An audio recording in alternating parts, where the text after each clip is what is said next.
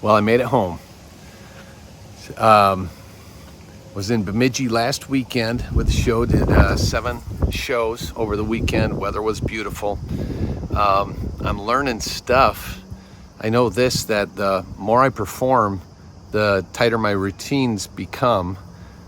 So that's cool. And that only happens through doing them over and over in front of different audiences. So that's been great. Some of the other things that I've learned along the way, I thought I would share with you as part of this video. And so here's some lessons I've learned as I've been touring with Circus Stella.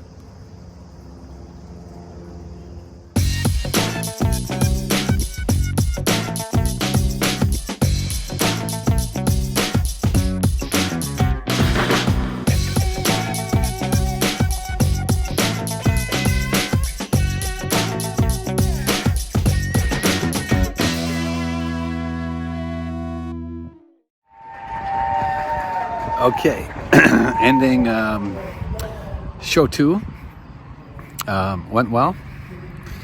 Some things I've been learning, a bunch of stuff. First of all, I need to stay out of the way.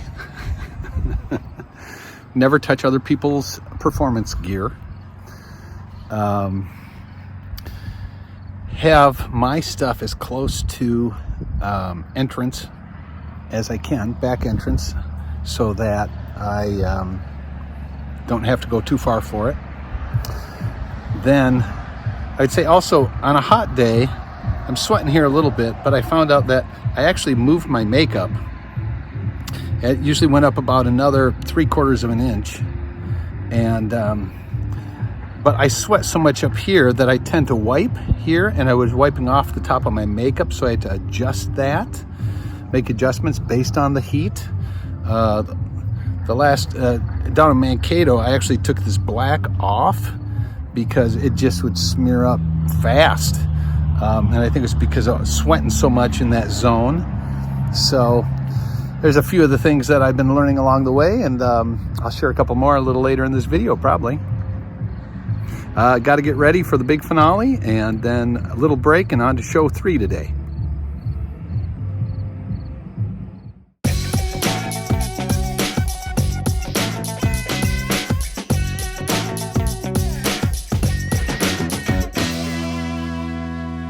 A couple other things I learned about the heat is, first of all, don't layer. I end up wearing this just simple, really light cotton vest. But when it was really hot, I did not even wear the vest. Second thing is, the moment I step off, you know what? The moment I step out, the hat comes off. You know how in the wintertime that you want to keep a hat on your head to keep your extremities warm? Man, so the first thing that happens is the hat comes off. Also find a place in the shade, which I'm in right now. It's really crucial that each of the performers be predictable. I try to stand in the same location when people are entering or exiting the tent area, backstage, so I can just stay out of their way. It was kind of funny because I moved over and stood in a different location, which was in front of a different dog cage, and the dog started reacting, and I thought, you know what, I have been on the show for, at that point, like 10 shows, but I had never stood in front of that dog's cage, and so it kind of was, you know, the dog was reacting to that, so I moved over and went back to where I had stood before. I think being predictable is very important, especially as things need to move you know, in order and move tightly throughout the show.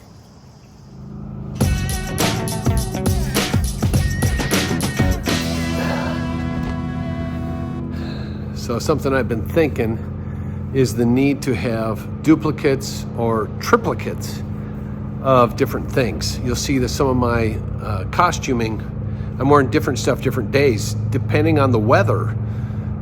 Because man, when it was almost 100 degrees, I needed to be wearing, I didn't even have sleeves. I just wore cut off stuff.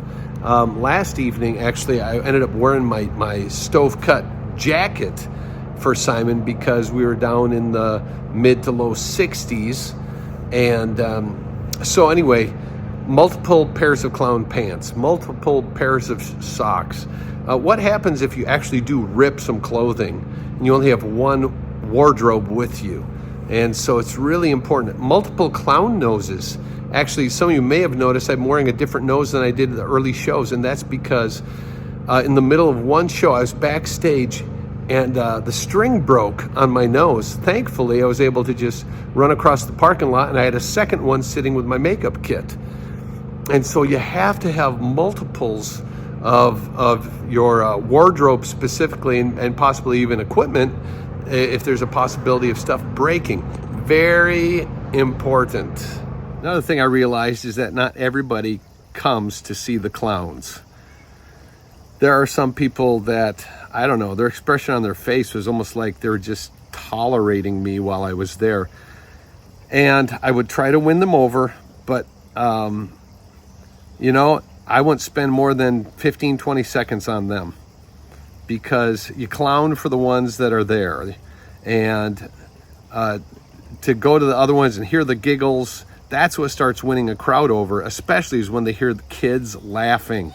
When they hear kids laughing and giggling, you win over the parents and you win over the rest of the crowd. So don't focus on the people that aren't responding well, focus on the ones that are, and it will create a momentum that hopefully brings everybody else along.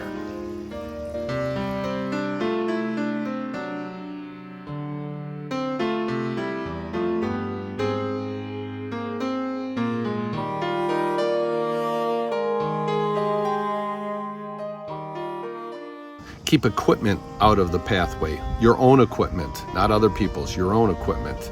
But keep it close.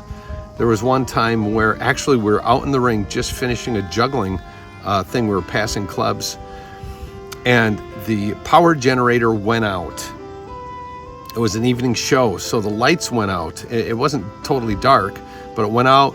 We posed, ran off stage, and I had to grab a clown prop to do a 1.5 minute bit and just get back in the ring immediately. So I had to have my props close. If they'd been around over in my van, you know, back away the other side of the trailer, it wouldn't have been good. So you gotta at least keep your props close for when you're gonna move on stage the next time.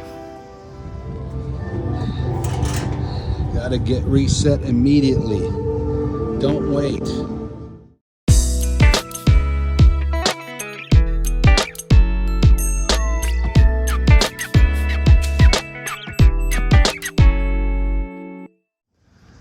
A person needs to learn to conserve their energy too. Relax when you can, and then you know, be ready to go and put the energy out when you need to. Be warmed up, stretch out, all that type of stuff. But then also relax. Some people backstage are sitting down reading a book. You start to learn the music cues. You know when people's acts are almost done based on their music. And so that way you can relax, but then be up and ready to go when it is your time, because you're it. I also realized that I didn't have a lot of time to talk with the other performers, because during the show, everybody's focused on being ready for their next thing and not distracting anybody else. And then part two is like during pre-show, performers might be backstage kind of waiting and talking with each other, but I'm working, right? I'm out creating a mood and welcoming people in and trying to gain audience response, and then doing a final come-in thing where I get everybody cheering, and then the show's on. And then during intermission, what I would do is usually we'd have a 15 to 20 minute intermission, and I'd take the first 5 minutes to just sit and allow people to go use the restroom, get in line to buy popcorn, stuff like that. And then I would show up and clown for the next 10 to 15 minutes, interacting with people. So I'm not backstage. Again, I'm not with the performers. I'm working the crowd, and then they're backstage talking, and then intermission's done, and bam, we're back into the show. So so in a way, a clown is a little bit of a loner in that way. I'm not saying it as a negative thing, but I just something that I learned as part of the show.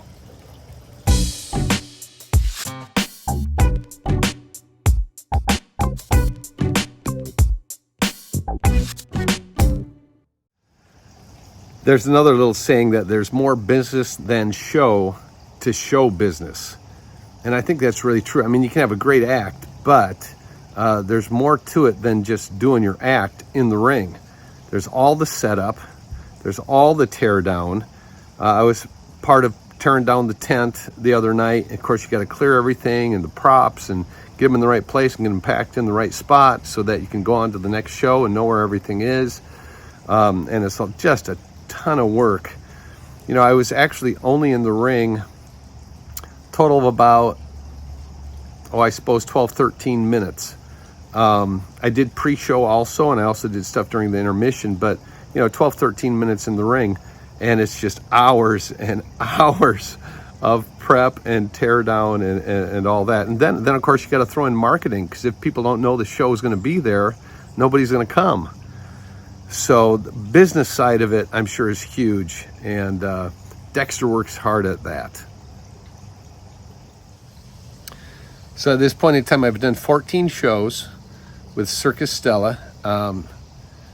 In a week, I'm going to go off and do another run with 7 shows with them, and it's been pretty amazing. So 21 shows within a month's period of time, and for this old clown, a little bit of a dream come true to actually be with a tented circus show.